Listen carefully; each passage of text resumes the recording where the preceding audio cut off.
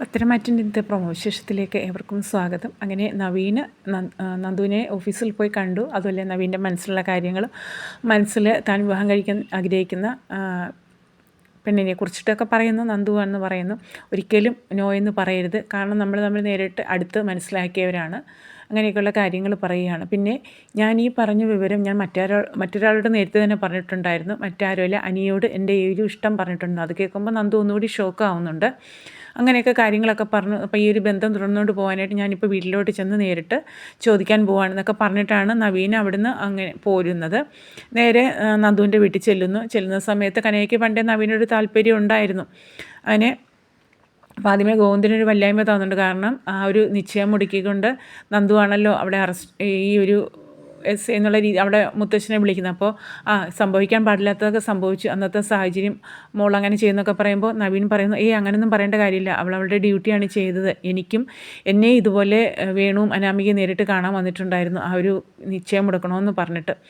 അപ്പോൾ അതൊക്കെ നിയമം മാത്രമാണ് അവൾ ചെയ്തിട്ടുള്ളത്, അല്ലാതെ നിയമത്തിന് വിരുദ്ധമായിട്ടൊന്നും ചെയ്തിട്ടില്ല. അവളെ ഡ്യൂട്ടി ചെയ്തതെന്നൊക്കെ പറയുകയാണ്. പിന്നെ വിവാഹാലോചനയുടെ കാര്യം, ഞാൻ അക്കാര്യം പറയാനായിട്ടാണ് വന്നത്. അപ്പോൾ അമ്മ ഒരുവിധമൊക്കെ അയഞ്ഞു വന്നിട്ടുണ്ട്. ഇങ്ങനെ കാര്യങ്ങളൊക്കെ പറയുകയാണ്. അപ്പോൾ അച്ഛൻ ഇനി അടുത്ത ആഴ്ച ദുബൈയിൽ നിന്നെത്തും, അപ്പോഴേക്കും കല്യാണം നടത്തണം എന്നൊക്കെ പറയുന്നു. അപ്പോൾ ചോദിക്കുന്നുണ്ട്, അമ്മ അത് സമ്മതിച്ചോ, തൻ്റെ അടിയായ പെൺകുട്ടിയുടെ കാര്യമൊക്കെ അതൊക്കെ സമ്മതിച്ചു, ഒരുവിധം സമ്മതിച്ചിട്ടുണ്ട്. അപ്പോൾ കുട്ടി ആരും ചോദിക്കുമ്പോൾ മറ്റാരുമല്ല, നന്ദുവാണെന്ന് പറയുന്നു. അപ്പോഴേക്കും കനയ്ക്ക് ഭയങ്കര സന്തോഷമായി. അങ്ങനെ ചായ കഴിക്കാനൊക്കെ പോകുമ്പോൾ സമയമില്ല, പിന്നീട് ഇനിയിപ്പോൾ ഈ ഒരു ബന്ധം തുടരുകയാണെങ്കിൽ പിന്നെ എപ്പോഴും വന്ന് കഴിക്കുകയൊക്കെ ചെയ്യാമല്ലോ, അങ്ങനെയൊക്കെയുള്ള കാര്യങ്ങൾ സംസാരിക്കുന്നു. അങ്ങനെ നവീൻ പോയ ശേഷം കനകയും ഗോവിന്ദനായിട്ട് സംസാരിക്കുന്നുണ്ട്. അപ്പോൾ കനക പറയുന്നത്, ഈ ഒരു ബന്ധം ഒരിക്കലും കളയരുത് ഗോവിന്ദേട്ട, നമുക്ക് ഈ ഒരു ബന്ധം നടത്തണം, അത്രയ്ക്ക് നല്ലൊരു ബന്ധം തന്നെയാണ്. അതുകൊണ്ട് ഒരു കാരണവശാലും ഈ ബന്ധം ഇല്ലാതായി പോകാനായിട്ട് അതിനൊരു കാര്യങ്ങളൊന്നും ഉണ്ടാക്കരുത്, ഉറപ്പായിട്ടും നമുക്ക് ഈ ഒരു വിവാഹബന്ധം നടത്തണം, ഇതുപോലൊരു നല്ല എന്തിനും കിട്ടാനില്ല എന്നൊക്കെയുള്ള രീതിയിൽ പറയുകയാണ്. ഇത് കനകയും ഗോവിന്ദനും ഭയങ്കര സന്തോഷമായി. ഇനിയിപ്പോൾ ആ ഒരു ആലോചനയായിട്ട് മുന്നോട്ട് പോയി എത്രയും പെട്ടെന്ന് ഈ ഒരു വിവാഹം നടത്താം. അപ്പോൾ നവീൻ്റെ മനസ്സിലുള്ള കാര്യങ്ങളെല്ലാം തുറന്നു പറഞ്ഞു അവിടുന്ന് പോവുകയാണ് കേട്ടോ. അപ്പോൾ കനകയും ഗോവിന്ദനും ഇങ്ങനെ എന്തായാലും വിവാഹം നടത്താനായിട്ട് തീരുമാനിക്കുകയാണ്. അപ്പോൾ നന്ദിനോട് പറഞ്ഞു, അവൾ അതൊക്കെ പറയുകയാണ്. പിന്നീട് കാണിക്കുന്നത് ആദർശ് ഓഫീസിൽ നിന്ന് വരുന്നു.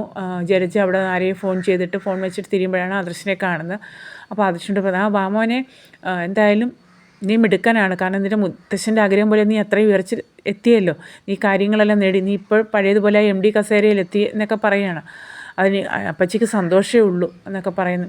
അപ്പോൾ ആദർശ് ചോദിക്കുന്നുണ്ട്, അപ്പച്ചിയുടെ ഒരു പാമാറ്റത്തെക്കുറിച്ചിട്ട്, കാരണം അപ്പച്ചി ഇങ്ങനെ അല്ലായിരുന്നല്ലോ നേരത്തെ പറഞ്ഞുകൊണ്ടിരുന്നത്, അവിയെ ജ്വല്ലറിയിൽ നിന്ന് ഇറക്കി വിട്ടപ്പോഴും അതുപോലെ തന്നെ ജ്വല്ലറിയിൽ ആ ഒരു പ്രശ്നമൊക്കെ ഉണ്ടായ സമയത്ത് എന്നെ പ്രാഗി വരെ വിട്ടിട്ടുള്ളതാണ്, ഇപ്പോഴെന്താ ഈ ഒരു മനമാറ്റം എന്നൊക്കെ ആദർശ് ചോദിക്കുകയാണ്. അതൊന്നുമല്ല മോനെ, അത് അന്നത്തെ ഒരു സാഹചര്യത്തെക്കുറിച്ചിട്ടൊക്കെ പറയുന്നു. അപ്പോൾ ആദർശ് പറയുന്നുണ്ട്, ജ്വല്ലറി ഒരിക്കലും നമ്മുടെ ജ്വല്ലറി തകരണമെന്നും ഞാൻ ആഗ്രഹിച്ചിട്ടില്ല, എനിക്ക് മൂത്തീസ് ജ്വല്ലറി ഉയർച്ച മാത്രമേ ലക്ഷ്യമുള്ളൂ. അതെന്താ മോനെ നീ ഇപ്പം അങ്ങനെ പറഞ്ഞത്, എന്താ നീ നാഗേന്ദ്രനെ അയാൾ ഇടയ്ക്ക് വെച്ച് അവിടെ കണ്ടിട്ടുണ്ടായിരുന്നോ?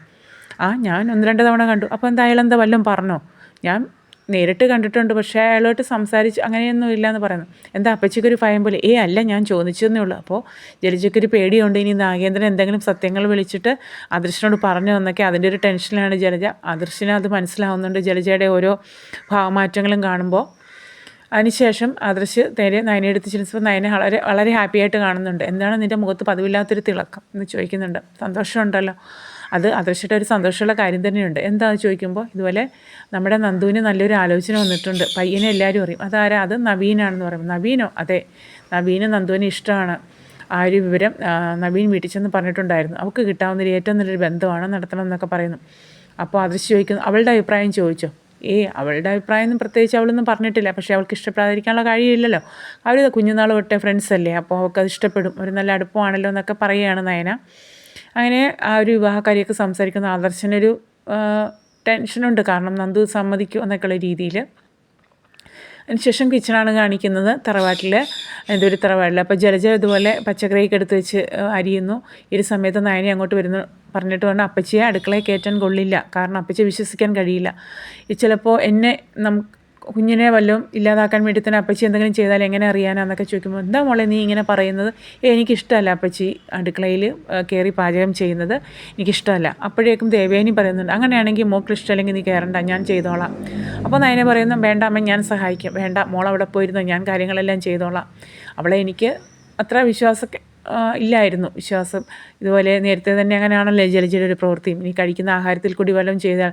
അപ്പോൾ ദേവയാനി ചിന്തിക്കുന്നുണ്ട്, എന്താണ് അവൾ ഇങ്ങനെ ഒരു പെട്ടെന്നൊരു മാറ്റം, പഴയ അവളുടെ സ്വഭാവം വെച്ചിട്ടായിരിക്കും ദേവയാനി മനസ്സിലിങ്ങനെ കരുതുകയാണ്. അങ്ങനെ ആ ഒരു രംഗം കൂടി കഴിഞ്ഞിട്ട് പിന്നീട് കാണിക്കുന്നത് വെച്ച് കഴിഞ്ഞാൽ നന്ദു അനിയെ ഫോൺ ചെയ്യാണ്, തനിക്ക് നേരിട്ടൊന്ന് കാണണം, അർജൻറ്റായിട്ടൊന്ന് കാണണം, ചില കാര്യങ്ങളൊക്കെ സംസാരിക്കണമെന്ന് പറയുന്നു. അങ്ങനെ നന്ദു അനിയും തമ്മിലുള്ള കൂടിക്കാഴ്ച കാണിക്കുന്നു. അപ്പോൾ നന്ദു പറയുന്നത്, നീ തന്നെയാണ് എന്നെ ചതിച്ചത്, നീയാണ് എന്നെ ഈ ചതിപ്പെടുത്തിയത്. എന്താ നീ അങ്ങനെ പറയുന്നത്? നിന്നോട് നവീനേട്ടൻ ഈ കാര്യങ്ങളെല്ലാം തുറന്നു പറഞ്ഞിട്ടുണ്ടെന്ന് ചോദിക്കുകയാണ്. എന്നിട്ട് അത് എന്നോട് തുറന്നു പറഞ്ഞില്ലല്ലോ, ഇപ്പോൾ അതാകെ പ്രശ്നമായിരിക്കുകയാണ്. എനിക്ക് ഒരു പരിധിയിൽ കൂടുതൽ എതിർക്കാനോ തടുക്കാനോ കഴിയില്ല. നവീനേട്ടൻ വിവാഹാലോചനയെ കുറിച്ചിട്ടാണ് പറയുന്നത്. ഇത് കേൾക്കുമ്പോൾ അനി ആകെ ഷോക്കിങ്ങായി പോകുന്നുണ്ട്. അങ്ങനെയൊക്കെയുള്ള അവർ തമ്മിലുള്ള ആ ഒരു സംസാരം കാണിച്ചുകൊണ്ടാണ് ഇന്നത്തെ ഒരു പ്രൊമോ അവസാനിക്കുന്നത്.